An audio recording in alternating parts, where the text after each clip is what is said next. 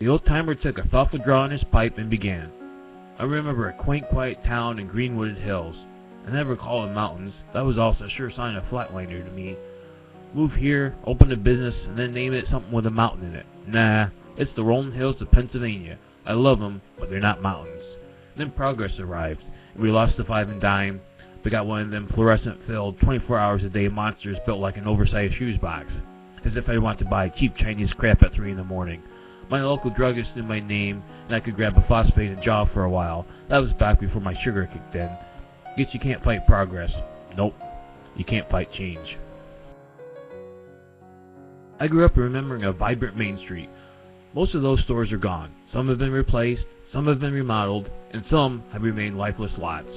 I'm hoping that the forthcoming Dean Center will pump new blood into Wellsboro, Pennsylvania, and that the Mansfield Downtown Development Corporation will aid in the revitalization of a downtown Mansfield even better than what I remember.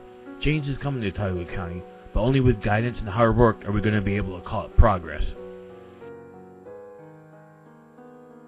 Anyone who cares about American Main Streets and the preservation of locally owned small business should read The Hometown Advantage by Stacy Mitchell. Perhaps you have mourned the loss of a locally owned business, but accepted it as market evolution. After all, large corporations with their vast buying power and global reach offer more convenience and lower prices, and bring jobs to rural economies as well as tax revenues for local government. Right?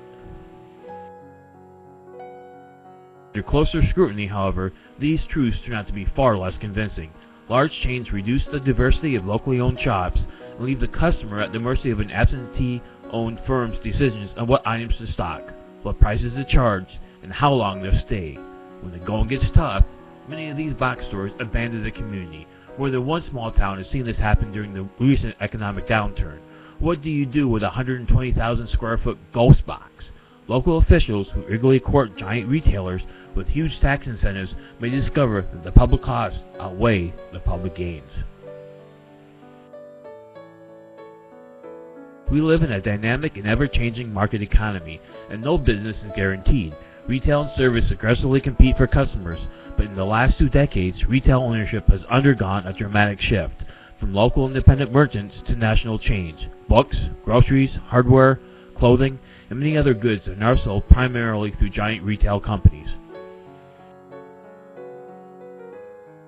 Sometimes this is the result of market forces with the new and efficient displacing the old and defunct, but just as often it is the result of large corporations being given unfair advantages. When Amazon.com can sell books over the internet and avoid paying state and local taxes, it gains a 6% advantage in Pennsylvania. When Borders receive price breaks from publishers that exceed those justified by their larger book orders, it is gaining not just an unfair advantage over smaller local stores, but it is illegal under current antitrust statutes. When Walmart arrives in the outskirts of town and receives tax abatements, free roads, and sewer, it is gaining an unwarranted advantage over local merchants who are in effect watching their taxes go to subsidize a competitor.